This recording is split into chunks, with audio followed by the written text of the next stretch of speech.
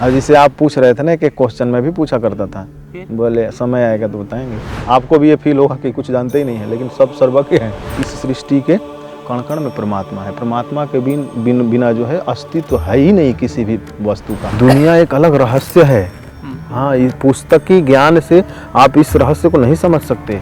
ये रहस्यमय विद्याएं हैं ना, इसको ऐसे पब्लिकली नहीं बताया जा सकता, चाह के भी नहीं बताया। श्रीमद् भागवत मरना सिखाता है और मृत्यु सबकी सत्य है। सत्य ही ईश्वर है और सत्य का प्रकार नहीं है, सत्य सत्य ही है। गुरु जी वाले ट्रैक पे मेरे को ना ले जाइए, मैं फिर मना कर दूंगा।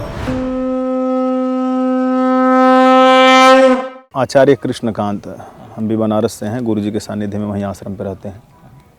और गुरु जी से जो पूछ रहे थे जो भी रहस्यमयी बातें, बहुत सारा ऐसा विषय है जो गुरु परंपरा, गुरु शिष्य परंपरा से मिला होता है। अब जैसे अपना मोबाइल का पासवर्ड या ATM का पासवर्ड है, हम अनायास किसी को थोड़े बता देते हैं, लेकिन जिस पे पूरा विश्वास हो जाता है, हम जान लेते हैं कि बिल्कुल ठीक है, परफेक्ट बंदा है, विश्वासी है, तो उसको ATM और पासवर्ड पकड़ा के बता देते हैं, जाओ निकाल लो। तो वैसे जब गुरु परख लेता है, वो जान लेता है कि नहीं इसके इस पात्रता है, इसमें परोसा जा सकता है, उसी को ये विद्या जो रहस्यमय विद्याएँ हैं वो बताते हैं। ऐसे उजागर करने वाले लोग जो कुछ यूट्यूब पे नाना प्रकार की बातें, ये वो डरावनी बातें अघोर के विषय में, तो ये सब भ्रामक बातें हैं, इसका कोई तथ्य, कोई आधार नहीं है। अच्छा, आपकी कहानी सुनते हैं। एक तो इतने पढ़े लिखे, मतलब यहाँ पे सब पढ़े लिखे हैं, महेश बाबू पढ़े लिखे हैं, बाबा जी स्वयं इतने सब विद्वान, अच्छी पढ़ाई। आमतौर पे साधुओं में इतनी पढ़ाई लिखाई मैंने सुना नहीं था।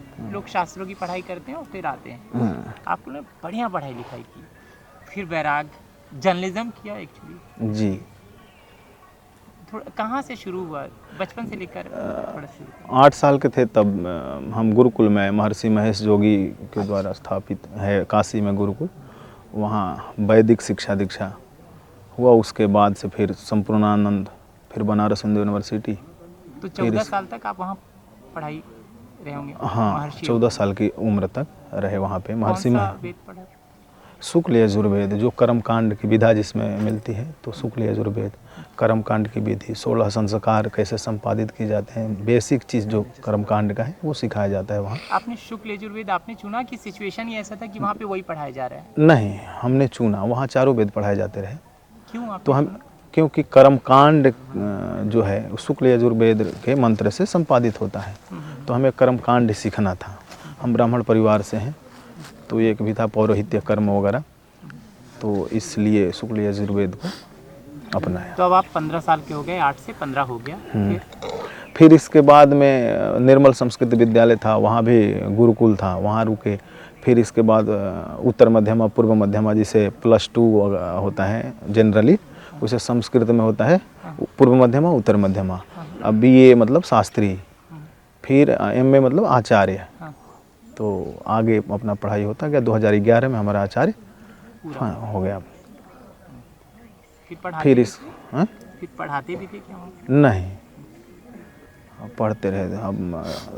फिर आचार्य पूरा हुआ, उसके बाद आचार्य पूरा हुआ, फिर इसके बाद नर्मदा जी निकल गए उधर, फिर डिस्टेंस से किया दूसरा आचार्य। फिर नर्मदा जी की परिक्रमा भी किए, वहाँ से गए तो गुरु जी का आदेश हुआ जाओ वृंदावन। वृंदावन गए तो वहाँ से भागवत का अध्ययन किया। कौन से गुरु जी का? अच्छा, तो गुरु जी को कौन सी एज में मिले थे आप? गुरु जी से बहुत पुराना रिश्ता है, लेकिन कंटिन्यू नहीं रहे। एज क्या था पहली मुलाकात की एज? उस समय 11 का समझ लीजिए, तो कितना एज रहा होगा। अच्छा, जब आप वहाँ महर्षि योगी में हाँ, महर्षि से निकलने के बाद जब यूनिवर्सिटी में गए तब गुरुजी से मिले? तो वैसे ही नॉर्मली आना जाना, जैसे गुरुजी ने बताया कि हम भी जाते थे, घर चले आते थे। तो वैसे रहा। फिर इसके बाद जब आप श्री को लग गया कि पात्रता आ गई है, फिर नज़दीक बुला लिए। तो मतलब इसमें भी 10 साल तक आपको अपनी पात्रता, मतलब उन्होंने आपको चेक किया ठोक बजा के। अब जैसे आप पूछ रहे थे ना कि क्वेश्चन में भी पूछा करता था, बोले समय आएगा तो बताएंगे, समय आएगा तो बताएंगे। फिर बताया? बताया, बीच में बताते हैं। बिल्कुल, जो हम संभालने लायक हैं वो हथियार पकड़ा देते हैं। और ये चीज़ें मान लीजिए गवर्नमेंट ने पिस्टल दे दिया लाइसेंस, तो ऐसा थोड़े कि अनायास मर्डर करने के लिए दिया है। हाँ, लाइसेंस भी रद्द होगा, आप भी जेल जाएंगे। हाँ, हाँ, वैसे ही कोई भी शास्त्रगत परंपरा से मिला हुआ विद्या है तो उसका दुरुपयोग करेंगे तो आपको ही नुकसान पहुंचाएगा। ये समाज कल्याण के लिए अब आप लोग दूरदर्शी हैं, समझ जाते हैं वास्तव में दुखी है तो उसका कल्याण भी कर देते हैं। और अनायास ऐसे नहीं बताते रहते, भाई कितना भी आप पूछ लीजिए गुरुजी मना ही करेंगे। ऐसा लगेगा कि आपको भी ये फील होगा कि कुछ जानते ही नहीं है, लेकिन सब सर्वज्ञ हैं। उजागर करने के लिए प्रतिबंधित होता है व्यक्ति, पहले गुरु आज्ञा होती है। फिर एमए उधर हो गया आपका, आचार्य का वो भी हो गया, और इधर फिर और आगे फिर इसके बाद वहाँ वृंदावन गए। वृंदावन जाने के बाद फिर कुछ जगह काम भी किए, रेस्टोरेंट भी चलाया मैंने, कॉफ़ी हाउस। फिर इसके बाद वहाँ से निकल करके 5 साल रहा कंटिन्यू वृंदावन। फिर तब तो कोरोना समय आ गया था। वहाँ पे क्या मिला आपको अध्यात्म के उसमें? भक्ति युक्त है वृंदावन। वहाँ गंगा जी ज्ञान देती हैं तो वहाँ यमुना जी भक्ति देती हैं और सब भक्तिमय है। वहाँ जाने के बाद में तनाव मुक्त जीवन है वृंदावन का। हाँ, सब कुछ राधे राधे। तो बड़ा अच्छा लगा वहाँ समय, 4-5 साल तक बिताए।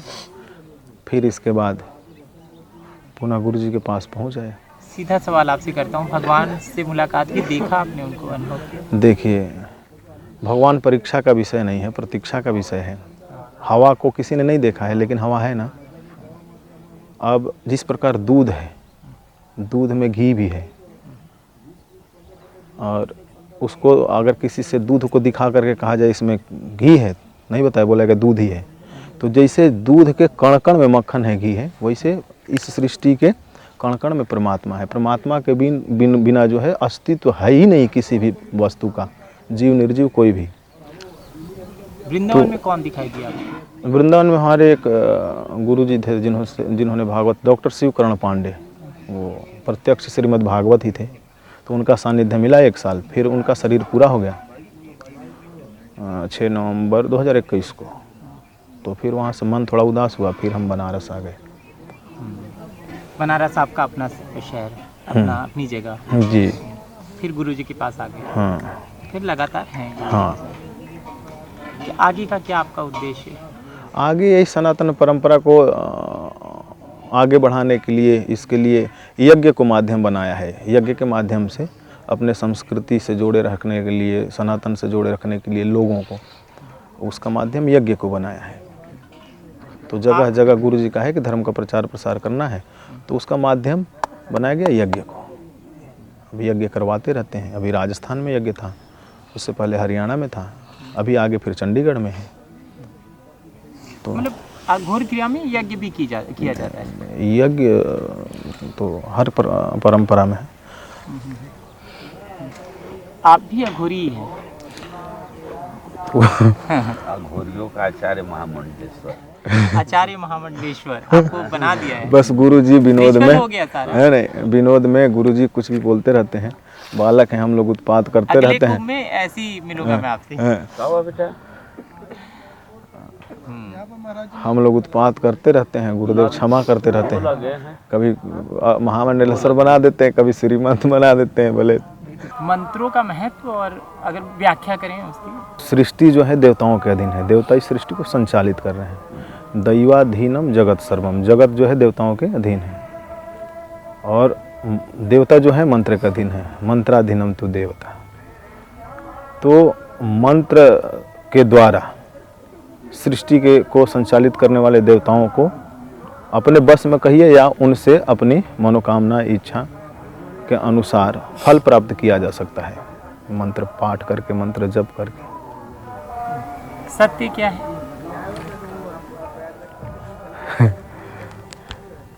जो दिख रहा है वो सत्य नहीं है, जो नहीं दिख रहा है वही सत्य है। अच्छा, ईश्वर के कितने प्रकार हैं?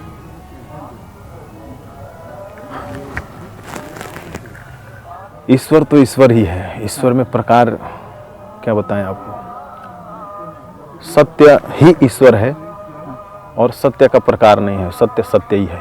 वो सनातन समझाना है युवाओं को, तो सनातन क्या है? थोड़ा जल्दी ले दो। सनातन कहिए तो जो सत्य सनातन धर्म बोलते हैं, सत्य सनातन धर्म की जय, ऐसा जयकारा लगाते हैं तो एक सनातन ही सत्य है। इसके अतिरिक्त जो है समुदाय हो सकते हैं, संप्रदाय हो सकते हैं, धर्म नहीं है। धर्म एक सनातन ही है। हमको श्रीमद् भागवत क्यों पढ़ाना चाहिए अपने युवाओं को, खास तौर से जो किशोर बड़ा हो रहा है, जब वो समझदार हो जाए, क्यों आवश्यक है? देखिए, श्रीमद् भागवत की रचना जो है 17 पुराण के बाद 18वें पुराण के रूप में हुआ, सबसे बाद में। जिन्होंने लिखा वो दूरदर्शी त्रिकालदर्शी थे।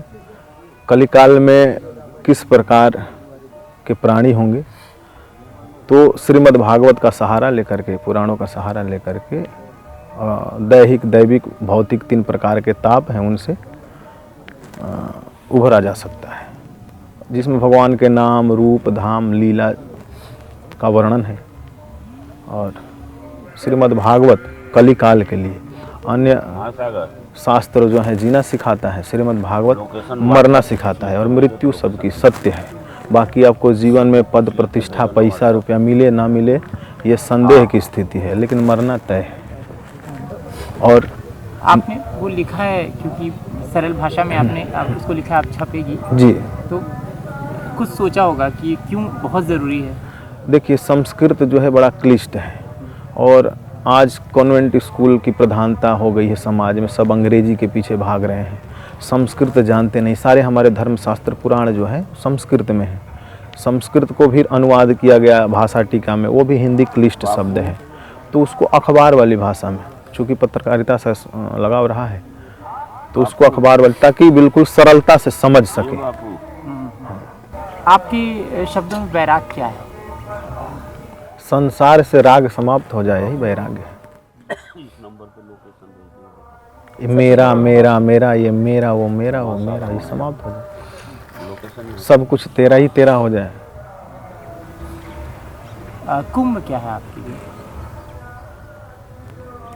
भारतीय सनातन परंपरा का सबसे बृहद फेस्टिवल है ये कुंभ।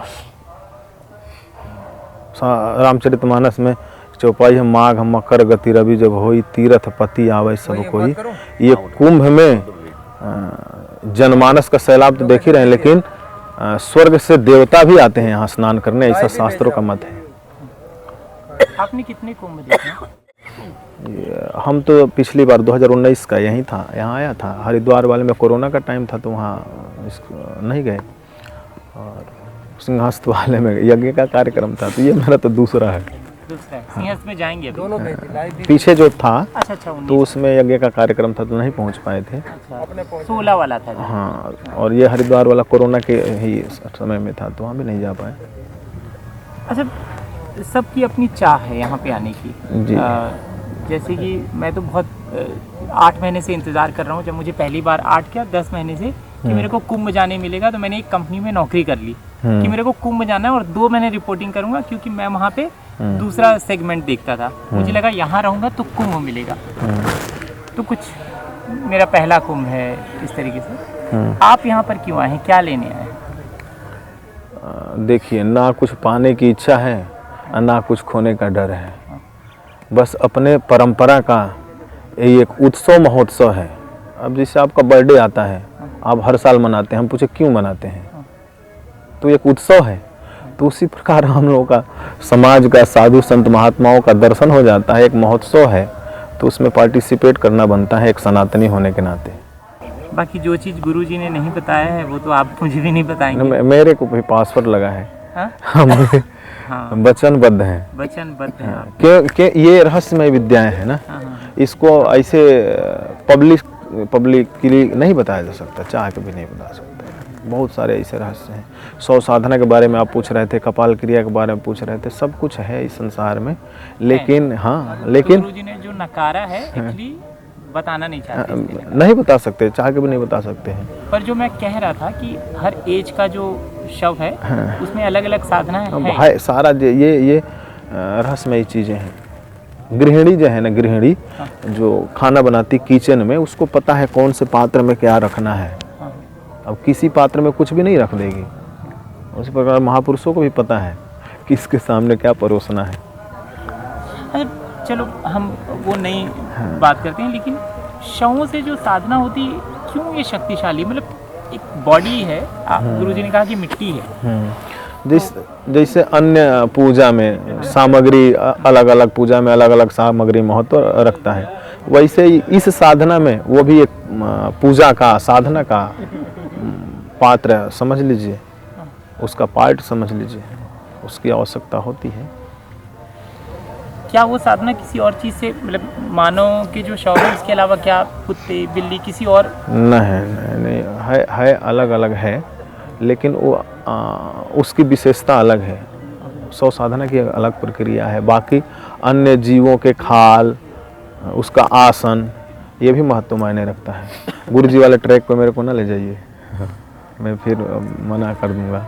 हाँ। नहीं मना तो कर सकते हैं आप, मना कर सकते हैं। मैंने अटेम्प्ट तो किया, आपसे पूछा। हाँ ये है, कक्ष का विषय अलग होता है, कक्षा का विषय अलग होता है।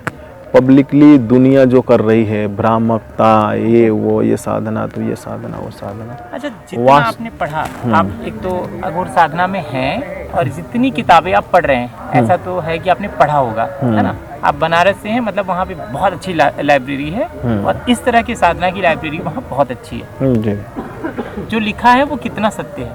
सबका अपना अलग अलग अनुभव है। सब सत्य है? हाँ, सब सत्य नहीं है, उनका वो विचारधारा है, उनका वो सोच है, उनका वो अनुभव है। सत्य ऐसा नहीं है कि वही सत्य है, ऐसा नहीं कह सकते हैं। हाँ, मान लीजिए हम चल रहे हैं मार्ग पे, हमको अपना अलग अनुभव है, हम उसको शब्दों में लिख दें तो हमारा अलग अनुभव है, किसी को अलग अनुभव हुआ, किसी को अलग अनुभव हुआ। हाँ, सबका गंतव्य एक जगह होता है, लेकिन मार्ग अलग अलग हो सकते हैं। सबकी इच्छा तत्व जिज्ञासा, ईश्वर को जानना, ईश्वर को पहचानना, ईश्वर को समझना होता है। अघोर साधना की किताबों में जो कुछ लिखा है उससे दुनिया बहुत अलग और विराट है क्या?